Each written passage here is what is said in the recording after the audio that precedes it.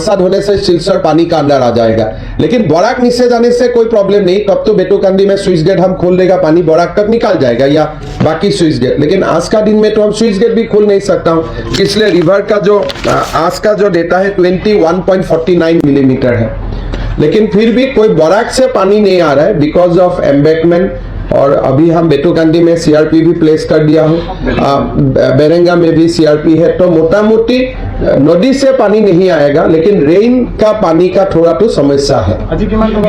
आज थोड़ा पानी गिर रहा है, मैं चुआ नहीं तो कौशिकाই জানিম। বানপানীৰ কাৰণে যিটো কৰিব লাগে আমি কৰিম। এতিয়াতো বানপানী ষ্টাৰ্ট হৈছে, লাষ্টলৈকে দেখা যাব না। মাস্টার ড্রেনটা সম্ভব হবে, কিন্তু আউটলেটটা কোন জায়গায় থেকে হবে এটাই সবচেয়ে সমস্যা। ড্রেনটা বানাইতে পারবো, লেকিন ড্রেনটা বানানোর পরে পানিটা তো বাইরে যাইতে হবে। ওইটা একটাই উপায় আছে, ভরলু আমি যেরকম একটা পাম্পিং স্টেশন করেছি এইরকম একটা পাম্পিং স্টেশনের প্ল্যান করা যায়। এটা একটা সম্ভব কি বড় বড় পাম্প আমি ইনস্টল করলে যেরকম ভরলু থেকে আমি পাম্প করে দে ব্রহ্মপুত্রতে এরকম করতে পারি, কিন্তু 50% রিলিফ হবে, পুরা রিলিফ তাও হলেও হবে না।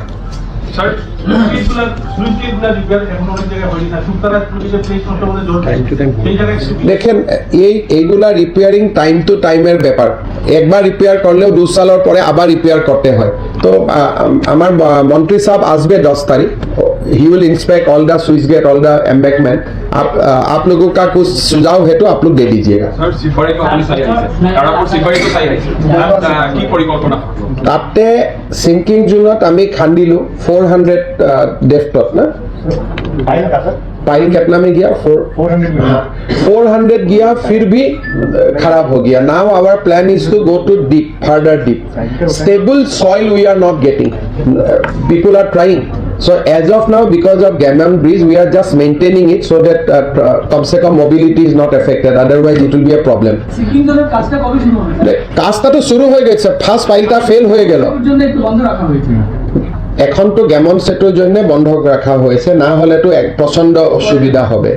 কিন্তু ফার্স্ট ফাইলটা যেটা আমি করলো 400 মিটার, এটা ফেল হয়ে গেল, এখন আবার নিচে যাইতে হবে। ঠিক আছে, আমার 4-5 দিনের পরে আমি আবার আসবে, কথা চলে বার্তালাপ চলে থাকবে।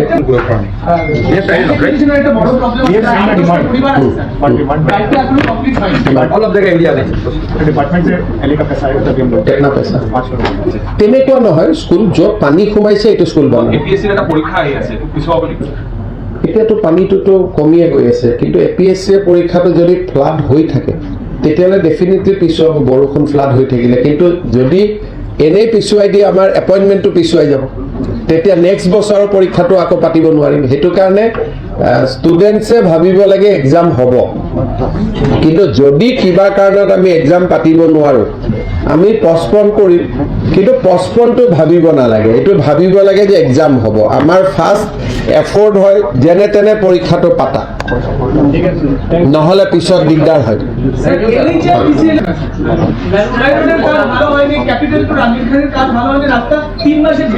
ঠিক আছে,